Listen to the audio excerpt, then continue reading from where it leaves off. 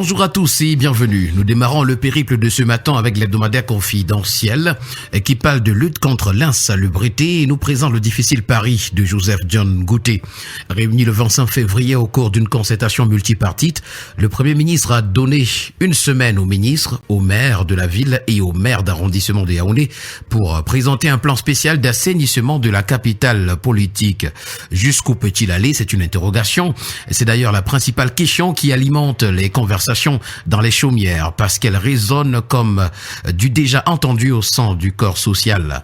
Et qu'en est-il des autres villes comme Douala, la métropole économique, où les habitants partagent désormais leur quotidien avec les ordures? Toutes ces interrogations sont à retrouver ce matin à la page 6 de l'hebdomadaire.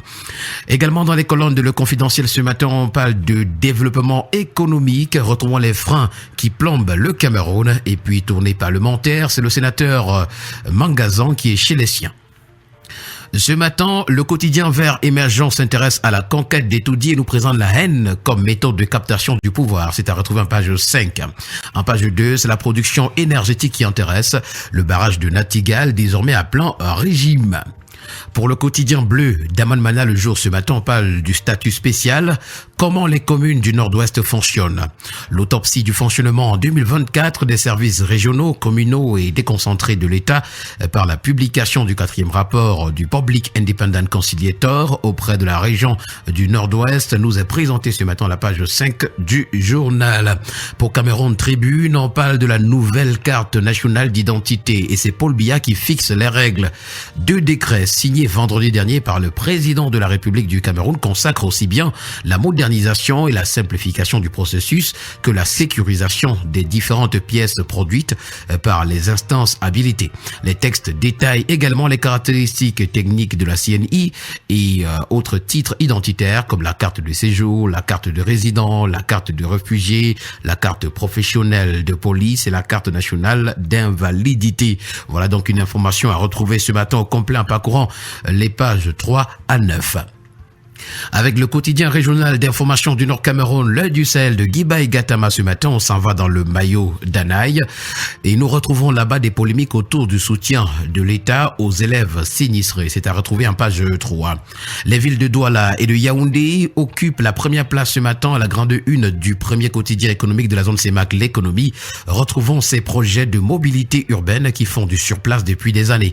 Et d'après les journaux, ils ont été annoncés pour la plupart il y a un peu plus de 10 ans pour améliorer le transport en commun. Sur le terrain, la matérialisation tarde à se concrétiser. Le ministère de l'Habitat et du Développement urbain et les mairies de ville sont pointés du doigt ce matin.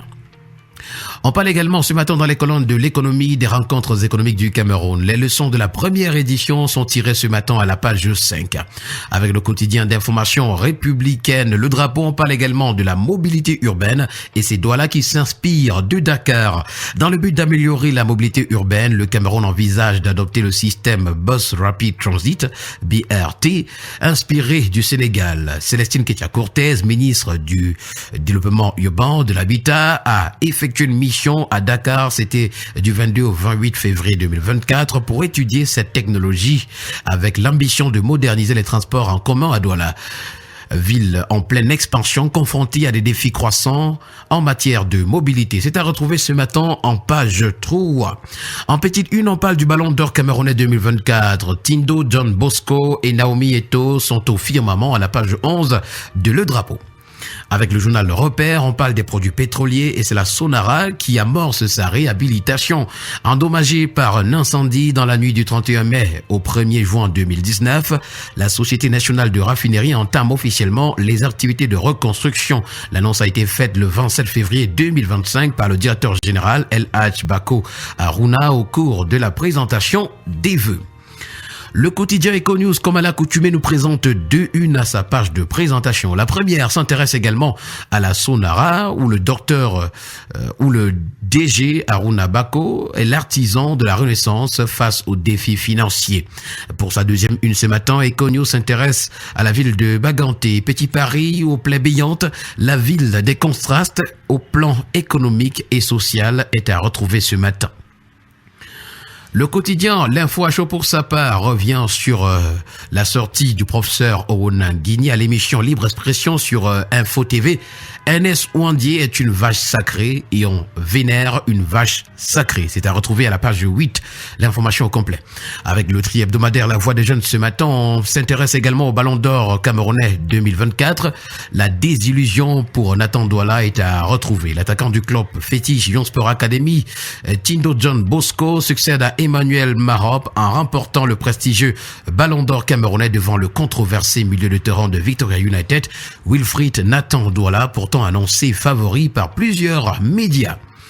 Avec le quotidien Le Citoyen, on parle également de carte nationale d'identité et ce sont les démarches qui sont simplifiées telles que nous le renseigne ce matin le journal. Cette carte-là est un document vital pour les Camerounais. Mais comment l'obtenir? Les démarches simplifiées sont à découvrir ce matin à la page 9 de Le Citoyen. Expression politique, l'hebdomadaire ce matin parle de zone Madzi de Van et Sam et c'est John Gouté qui vend les terrains litigieux. Dans un contexte de dispute, le Premier ministre a signé le 12 février dernier un décret fixant les prix applicables aux opérations de cession à titre onéreux des terrains de la mission d'aménagement et de la gestion des zones industrielles Madzi. Le tri hebdomadaire, l'étudiant, revient sur les incidents de Bruxelles ce matin. C'est le ministre de la Jeunesse et de l'Éducation civique qui nous a présenté un bon père. Un guide éclairé, le MINJEC a pardonné cet acte et invite les protagonistes à un cadre de dialogue plus formel ce matin à la page 3 du journal. On parle de la lutte contre la vie chère. Ce matin, à la grande une du quotidien d'information générale et d'enquête, Le Témoin, l'inconditionnel soutien du Mincommerce aux fidèles musulmans nous est présenté. Et d'ailleurs, on a également un journal qui en parle amplement ce matin. Il s'agit du quotidien Info Matin qui titre également Lutte contre la vie chère, des ventes promotionnelles pour le Ramadan. Le tri hebdomadaire La Météo qui s'intéresse à la CNPS ce matin nous présente les comptes 2024 adoptés. Et pour l'hebdomadaire sans détour, on parle des églises et ONG clandestines. C'est le MINAD qui passe à la vitesse supérieure. Alors que 188 églises de réveil en situation illégale viennent d'être fermées dans l'arrondissement de Yaoundé 4e, le MINAD proroge jusqu'au 31 mars 2025 le délai accordé aux associations et aux ONG pour déposer leur rapport d'activité et leurs états financiers tels que nous le renseigne ce matin le journal Sans Détour. Mutation pour sa part revient avec l'affaire MTN contre Dan Poulot. Ce n'est pas fini, nous renseigne le journal. Au lendemain d'un arrêt de la cour d'appel du littoral en faveur de l'opérateur de téléphonie, l'homme d'affaires a opéré de nouvelles saisies jugées illégales dans des comptes bancaires du groupe sud-africain. Et nous terminons le périple de ce matin avec le billet hebdomadaire Le Financier d'Afrique qui parle de rebranding.